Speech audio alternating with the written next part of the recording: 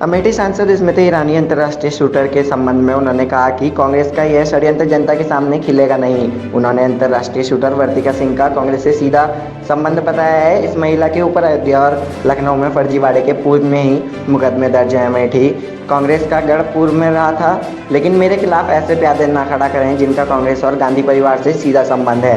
कांग्रेसी मित्रों से मेरा अनुरोध है कि अगर मेरे ऊपर हमला करना है तो ऐसे लोगों को खड़ा ना करें जो अपराधी किस्म के हैं।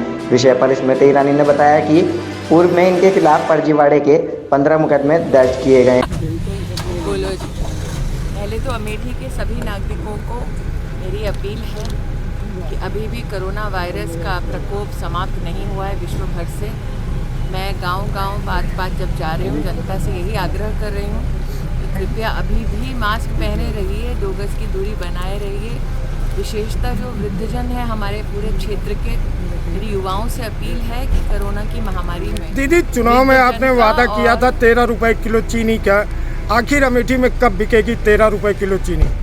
आज आप अगर चीनी के भाव देखें तब जब 2014 की तुलना में यूपी और राहुल गांधी की सरकार थी, निश्चित रूप से आप जानेंगे कि राहुल गांधी की सरकार में न सिर्फ चीनी में जनता को लूटा गया, गौरीगंज मुख्यालय में किसानों को फर्टिलाइज़र लेने के लिए उन पर लाठीचार्ज किया गया। मेरी आपसे अपील है कि आप अगर गांव गरीब की सेवा करना चाहते हैं तो पहले राहुल गांधी जी, प्रियंका जी और सोनिया जी से जाकर कहें कि कृपया सम्राट साइकिल की जो ज़मीन है किसानों को वापस लौटाएं।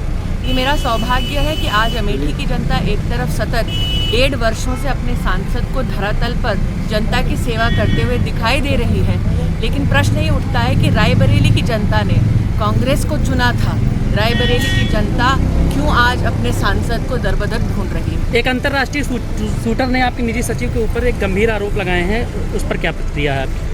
FIR दर्ज हुई है भाई साहब 3 फर्जीवाड़े की। मेरा आग्रह है कि उस FIR को ढंग से पढ़ा जाए।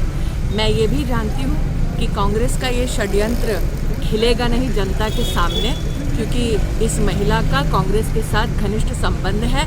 मेरा आग्रह है कांग्रेस के मित्रों से कि अगर मेरे पर कोई हमला करना है तो कम से कम ऐसे लोगों को खड़ा ना करें जो खुद अपराधी तत्व हैं। लेकिन उसके पिता RSS के कार्यकर्ता बताए जाते हैं और RSS के कार्यकर्ता के रूप में अमेठी में काम कर सके, ऐसे में क्या प्रतिक्रिया होगी? मैं दोबारा कहती हूँ भाई साहब, 3 FIRs हैं फौर्जरी की।